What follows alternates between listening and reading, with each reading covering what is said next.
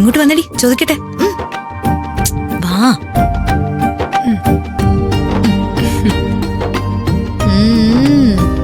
എന്താ?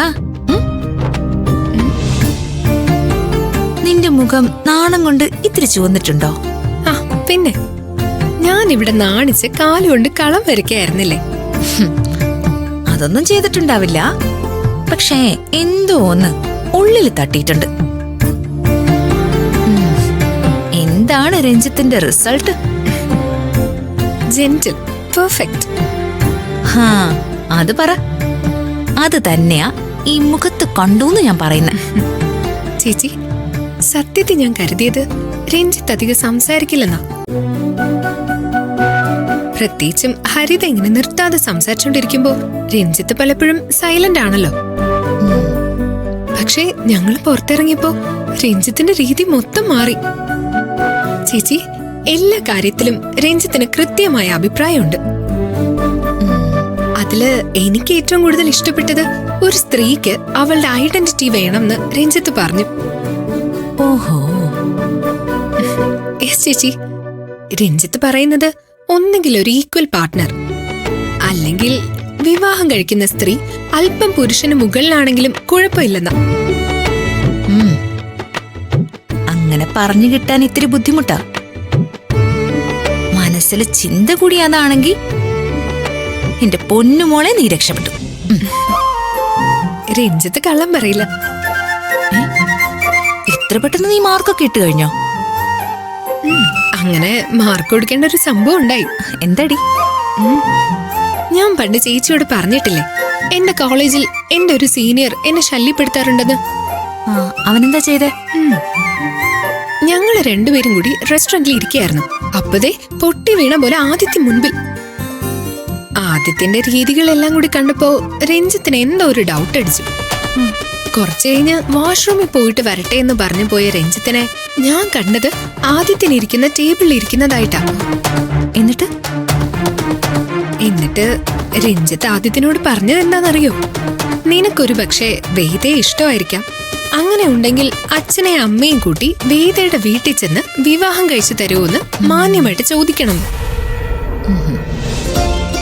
എന്നിട്ട് അവരോ വേദയോ അത് നടക്കില്ല എന്ന് പറഞ്ഞ പരിപൂർണമായും പിന്മാറണോന്ന്.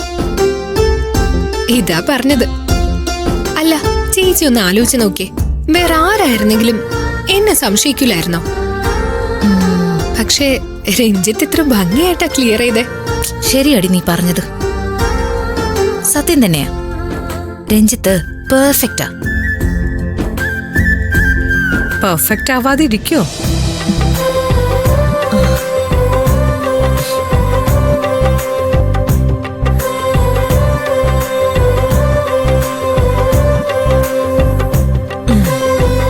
അവനെ എന്റെ ഏട്ടന്റെ മകനാ.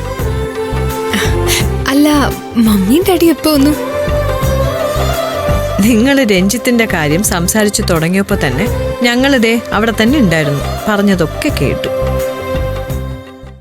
ഇനിയിപ്പോ മകൾക്ക് സമ്മതാണോന്ന് ചോദിക്കണമെങ്കിൽ ഡാഡി എന്നെ ചോദിച്ചോ. എനിക്ക് പരിപൂർണ സമ്മതം. ഇനിയിപ്പോ എന്റെ സമ്മതം ചോദിക്കാൻ വേണ്ടി ഇനി ആരും ബുദ്ധിമുട്ടണ്ട. മിടുക്കി. രഞ്ജിത്ത് വളർന്നത് അങ്ങനെ ഒരു സാഹചര്യത്തിലായിരുന്നല്ലോ. മക്കളെ രണ്ടുപേരെയും അച്ചടക്കത്തോടെ വളർത്താൻ എൻ്റെ ഏട്ടന് സാധിച്ചിട്ടുണ്ട്.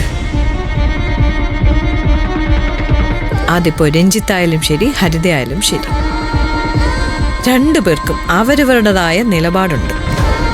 അല്ലാതെ ആർക്കെങ്കിലും വേണ്ടി ബഹളം വയ്ക്കുക, ആരെങ്കിലും വെറുപ്പിക്കുക, അതൊന്നുമല്ല അവരുടെ ഭാഗത്തുനിന്ന് ഉണ്ടാവുന്നത്. എല്ലാവരും ഒരുപോലെ ആവണമെന്നില്ലല്ലോ പത്മ. എന്തുകൊണ്ടായിക്കൂടാ? രഞ്ജിത്ത് പെരുമാറുന്നത് പോലെ മാന്യമായിട്ട് സൂര്യക്കും പെരുമാറാം. പക്ഷേ അതിന് കുറച്ചുകൂടി അച്ചടക്കത്തോടെ അവനെ വളർത്തണമായിരുന്നു. എന്റെ നിയന്ത്രണത്തിൽ അത്രയ്ക്കൊന്നും ചെയ്യാൻ പറ്റിയിട്ടില്ല. പക്ഷെ അവൻ നിങ്ങളുടെ നിയന്ത്രണത്തിലായിരുന്നു. ഓക്കെ പത്മ, രഞ്ജിത്ത് നല്ലവനാണ്, നല്ല കുടുംബത്തിലെ സന്തതിയാണ്, അതെല്ലാം ഓക്കെ. പക്ഷെ തൽക്കാലം നമുക്ക് ഈ സൂര്യൻ രഞ്ജിത്തിനെ തമ്മിലുള്ള കമ്പാരിസൺ ചെയ്യേണ്ട കാര്യമുണ്ടോ?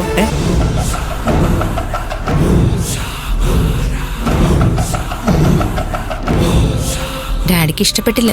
അതാ എഴുന്നേറ്റ് പോയത്. എന്തായാലും എൻ്റെ മോള് ഹാപ്പിയാണല്ലോ, മമ്മിക്ക് അതും മതി.